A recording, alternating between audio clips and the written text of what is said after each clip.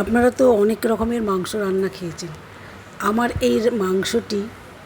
এই রেসিপিটি একদিন বাড়িতে তৈরি করে বাড়ির লোকের পাতে দেবেন, সোনা মুখ করে খাবে। অনুরোধ রইল বাড়িতে একবার বানাবেন। চলুন দেখা যাক কীভাবে বানিয়েছি। প্রথমে কড়াইতে জল দিলাম, তারপরে একটি টমেটো, ক্যাপসিকাম আর আদা রসুন কুচি ছোটো ছোটো করে কেটে দিয়েছি, রসুনও দিলাম, পেঁয়াজ দিলাম, 2-3টে কাঁচা লঙ্কা আর 2 টুকরো মাংস, 1 চামচ নুন দিয়ে আমি এটাকে, আর একটা অর্ধেক কাঁচা আম,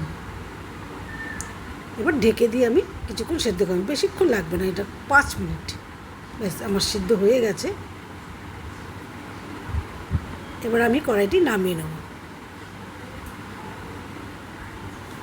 আপনারা ভিডিওটি স্কিপ করবেন না, তাহলে বুঝতে পারবেন না কোনটা কি বাদ চলে যাবে। দেখুন, যেটা আমি সেদ্ধ করে নিয়েছিলাম সেটা আমি পেস্ট করে নিলাম। এবার কড়াইতে আমি তেল দেব, সাদা তেল। আপনারা রান্নাটা সরষের তেলও করতে পারেন, আমি সাদা তেলে করেছি। এবার 1 চামচ ঘি দিলাম। আমি কিন্তু পরে ঘি ইউজ করবো না, এখনই ঘি দিয়ে দিলাম। এবার আলুগুলো যে কেটে রেখেছিলাম সেগুলো আমি ভেজে নেব।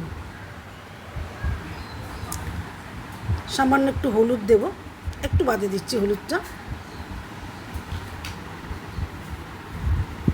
দিয়ে এবার ভেজে আমি ভালো করে ছাকা তেলে ভেজে আমি নামিয়ে নিচ্ছি। দেখুন, এবার ওই তেলে কুচনো পেঁয়াজ দিলাম। আমি 2টি পেঁয়াজ কেটে রেখেছিলাম।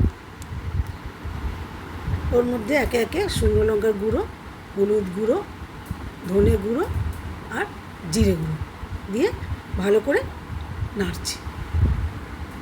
বেশ মশলাটা ভাজা ভাজা হয়ে আসবে। যেটি আমি পেস্ট করে রেখেছিলাম সব কিছু সেদ্ধ করে, সেটা আমি ওর মধ্যে দিয়ে দিলাম।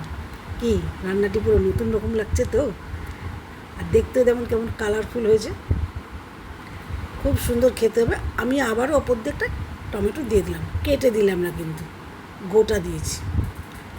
1 চামচ নুন দিলাম। নুনটি আপনারা পরিমাণ মতো নিয়ে দেবেন বুঝে।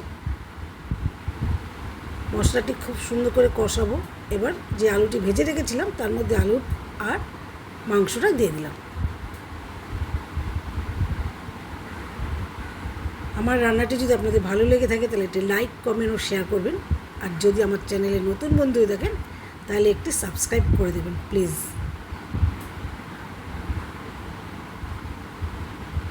কষাতেই অর্ধেক রান্না হয়ে যাচ্ছে।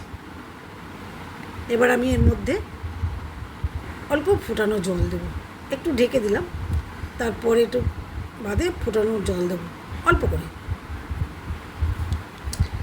4-5টা কাঁচা লঙ্কা দিলাম।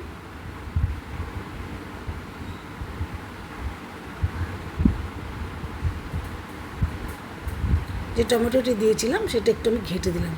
এবার ওপর থেকে একটু ফোটানো জল দিয়ে দিলাম,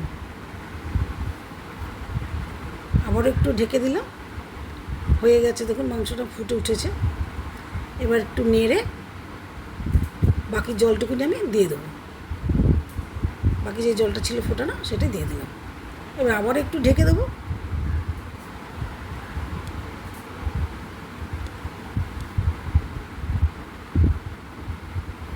হয়ে গেছে, দেখুন ওপর দিয়ে একটু গরম মশলা ছিটিয়ে দিলাম, ব্যাস রান্নাটি কমপ্লিট। এবার আপনারা পরিবেশন করতে পারেন এইভাবে রান্না করে। আমি তো খাবোই, খেয়ে দেখাবো আপনাদের। দেখুন কেমন কালারফুল লাগছে, খেতে অসাধারণ হবে। আমি আপনাদের খেয়েও দেখাবো।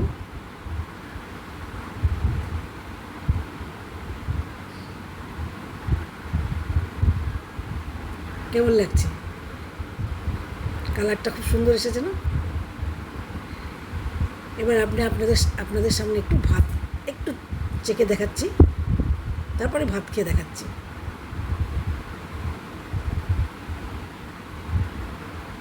ও খেতে কি দারুণ হয়েছে। একটু গ্রেভিটাও খেয়ে দেখাচ্ছি, অসাধারণ। এবার একটু ভাত খেয়ে দেখাচ্ছি, দেখুন।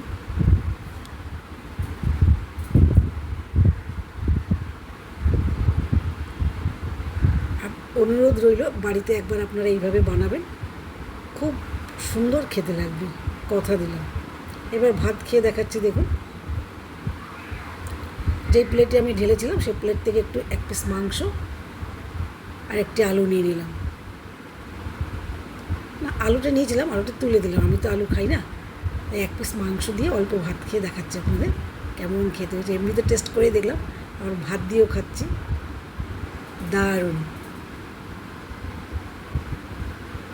অনুরোধ রইল বাড়িতে একবার বানিয়ে দেখবেন, খুব সুন্দর লাগবে খেতে। বাড়ির সবাই খেতে বলবে নতুন রকমের একটি মাংস রান্না হয়েছে।